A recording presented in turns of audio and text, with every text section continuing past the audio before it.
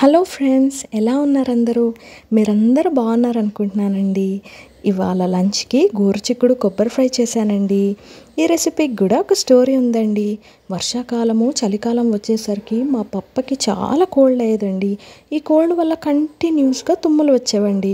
మా మమ్మీ ఈ కొబ్బరిలోకి వెల్లుల్లి వేసి కొబ్బరి పొడి చేస్తారండి. అయితే వేడివేడి అన్నంలోకి కొబ్బరి పొడి వేసుకొని తింటే చాలా టేస్టీగా ఉంటుంది. మా పప్పకైతే తుమ్ములు వెంటనే కంట్రోల్ అయిపోయావన్నమాట. ఈ కొబ్బరి పొడిలోకి కాంబినేషన్గా గోరుచిక్కుడుని ఉడకబెట్టుకొని ఇలా తాలింపు వేసి తీసుకుంటే చాలా టేస్టీగా ఉంటుంది. ఇంకా కాకరకాయని కూడా లైట్గా ఫ్రై చేసుకొని కొబ్బరి పొడిలోకి వేసుకొని రైస్లోకి తీసుకుంటే చాలా మంచి రెసిపీ అండి. హెల్త్కి కూడా చాలా మంచిది.